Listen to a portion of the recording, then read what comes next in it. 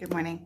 So I want to talk about the twin flame mission. What is the twin flame mission? So we're always talking about the twin flame journey not being about getting that other person.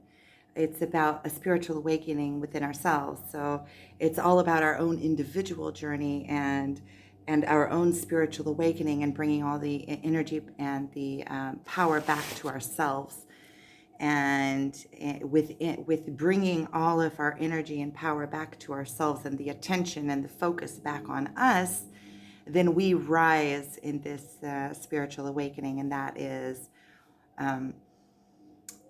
the actually what the twin flame journey is about our own personal rising and becoming, which is our own personal mission.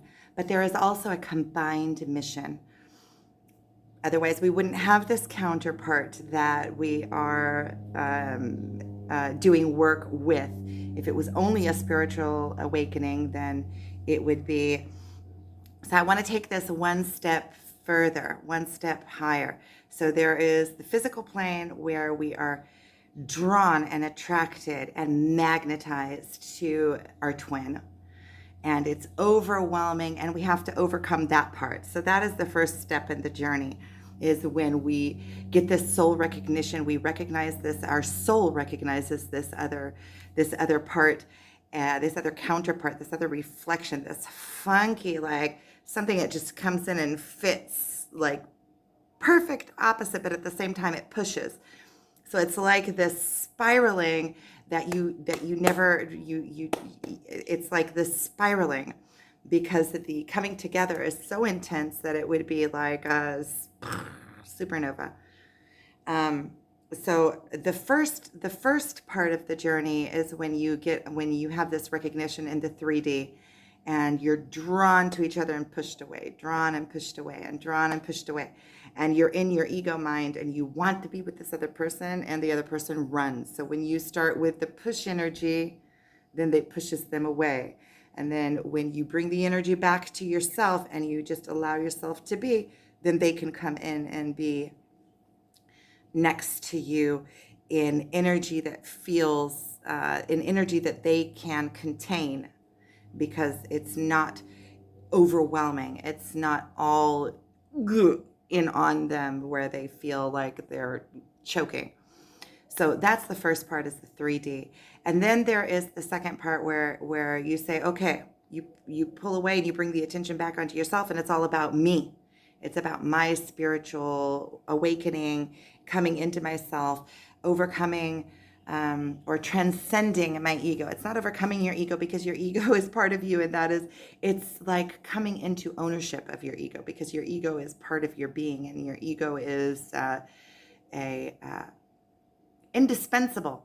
You need your ego for this life here. Your ego is what keeps you alive. Because if we didn't have an ego, because what is your ego? Your ego is the detachment from the all. Because we are a part of everything that is around us. Everything that is around us is intelligent matter. Everything that is around us is like Play-Doh. You can take it and you can form it. And right now, all of these elements are formed into a stapler.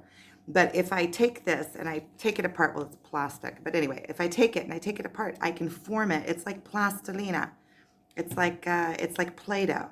You can form it into other things. So is our body. Anything in the 3D form is intelligent matter that can be taken apart and formed into different things. It's like the play area of all the other realms come into this realm, and this is where everything gets its expression in the 3D mode, where all thoughts can get expression. Because if you have a thought, all it is potential. It's out there in space. You have a thought. If you can gather your thought and bring it into a focus and bring its power into the 3D, and you can go, when you have a thought that is fully thought out. So if you already know, it's the same thing as manifesting. If you have a thought that is fully thought out, bringing it into the physical world is like that. It's like a snap. It's like all you need is the instigation. It's like a spark when you light the gas. When the gas is on and you light it with a spark, it goes chink, and the fire's here. So once you have a fully mature thought or manifestation that is in the higher realms, that you already know exactly what, that's why your imagination and being able to imagine and think and feel what you want to manifest brings it into the physical world. It has to come into the physical world. Your thoughts create your reality. Your thoughts create your actions, create your words, create your reality, which, let's take it even a step higher. Your perspective creates your thoughts, creates your words, creates your actions, creates your reality. Your creates your surroundings, creates your reality. So we can keep going with this. So your perspective a lot of times is dependent on the loop that you were born into, the perspective that you were taught to think, the way that you were taught to think of things being and of facts. And so your perspective is sometimes built on this loop. And that's why we are always speaking about going in and changing beliefs that we believe from when we are tiny children. When we find these beliefs sometimes, these beliefs that we believe from when we were 2 or 3, when we find them, it also releases all sorts of memories and emotions from that age. All sorts of things come up that we didn't even know that were in there. So we're processing our whole self. We're renewing ourselves. It's like a new becoming. So everything here is in matter. I'm just going to close off this little subject so I can get back to our main subject, which is on the twin flame journey. So everything that is of matter, everything that is, this, by the way, I made. So this was a well thought out manifestation that first came into thought, idea, and then came into a full idea. And then when I came to make the product was already made. It was already made here. I didn't need to do anything. I'm a graphic designer. Whoever's been following probably knows that. I'm a graphic designer, artist. I do all sorts of things. But this is one of it's anointing oil. It's one of the things that I sell online in Amazon and on Etsy, preferably on Amazon. If you're interested, it's frankincense and myrrh, and it comes in a little, here, I'm going to open it and show you. It's a little roll-on.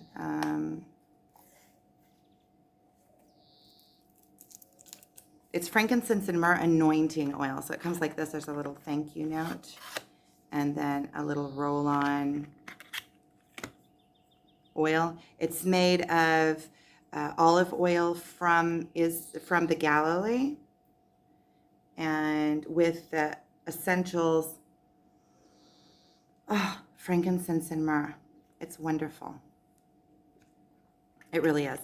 And I also like that I have these because, they're little things that I made that I did the whole process. I know what's in it.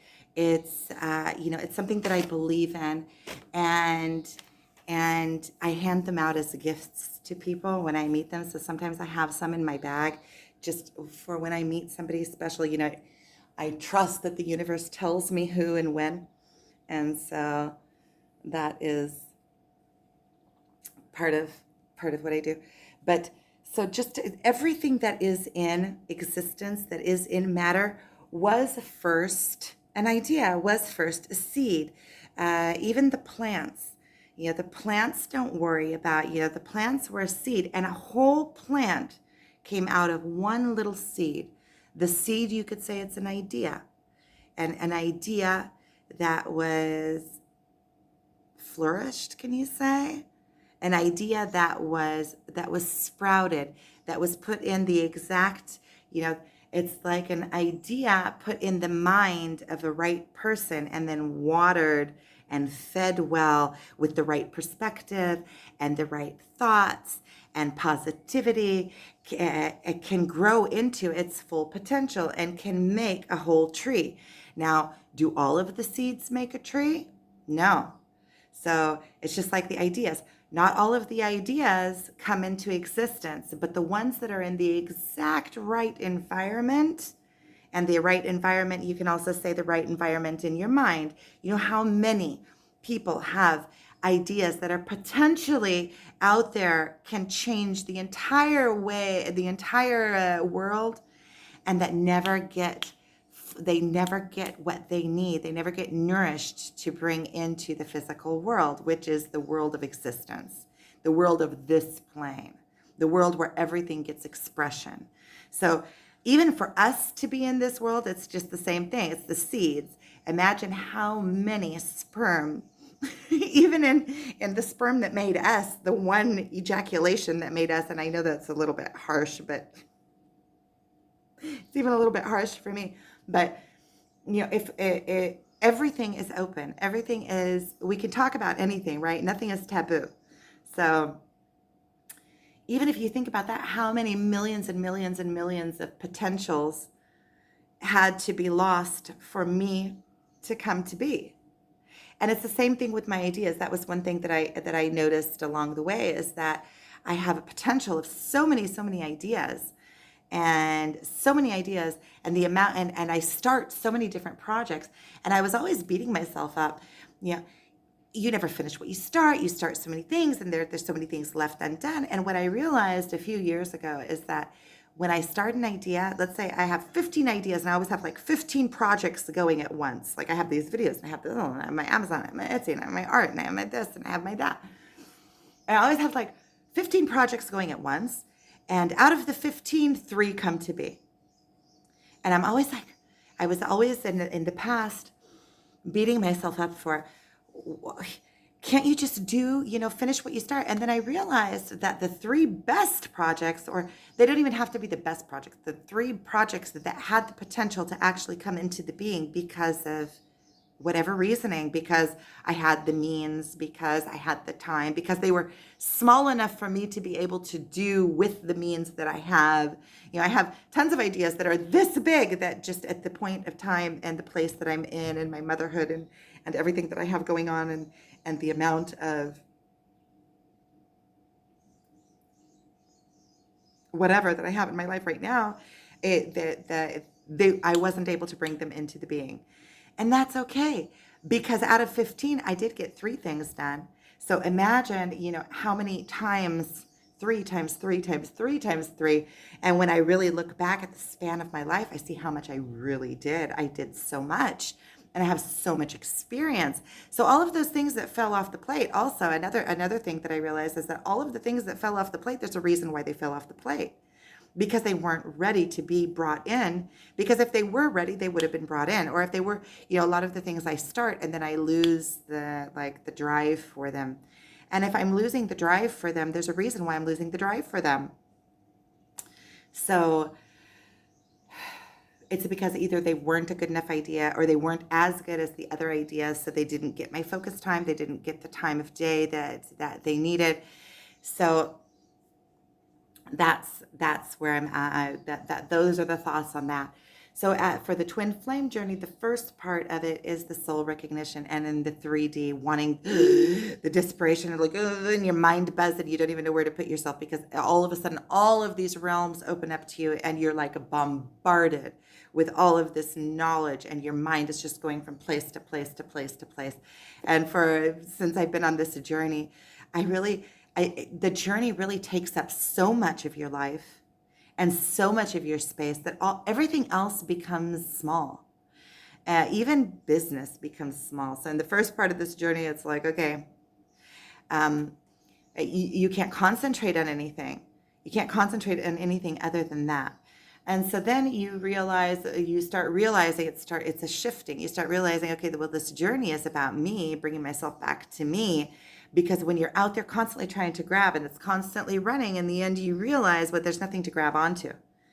So it's efforts thrown out. You see that it's wasted efforts and wasted energy.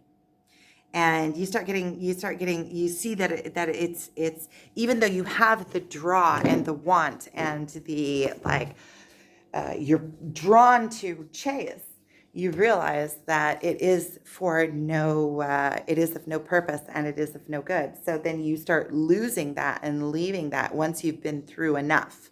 Once you've got shaken up enough and you've gotten smacked down enough, and I mean, smacked down. Yeah, yeah, pretty much. You get your feelings hurt so many times on this journey.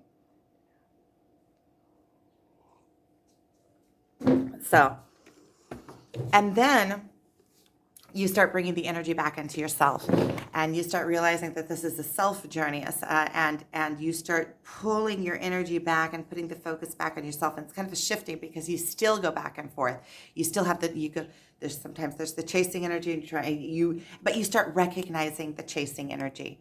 You start recognizing it more and more, especially after. But then you start learning how to recognize it while it's happening, and you breathe through it. Somebody that was watching the videos wrote into me to do breathing exercises, somatic breathing exercises, I think it's called. And yesterday I did, and it's superb. Really, I found a 5 minute breathing exercise, and and I can see what it does. It brings oxygen into your brain and brings oxygen into your whole body. And but it was like 30 breaths in and out through your nose, and then 30 through your mouth, and then 30 through your nose, but you follow like it was really good.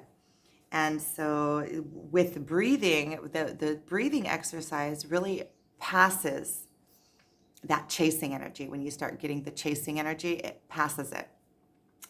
And another thing I'm learning, and then this is just the side note, is that contacting your twin when you're in chasing mode, no, it's that energy is, because you are of the same essence. It's you're passing the energy on, and it's okay. And so then the mission, though, of the twin flames it's a higher mission. And I'm starting to realize that it's a counterpart mission. It's becoming whole. It's becoming male and female, plus and minus. You can see it throughout nature. It's the pairing. It's the black and the white. It's the contrast. It's the push and the pull. It's the hard and the soft. And when each person pulls the energy back into themselves, then they bring their own energy into perfect balance. Then their own energy in perfect balance fits their twin's energy when their twin's energy is in perfect balance.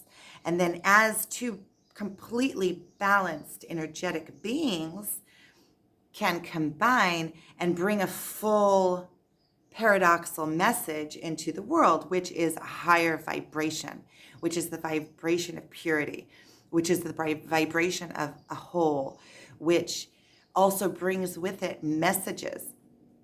Because when you bring yourself back to your pure divinity and your pure connection to God, which what is God?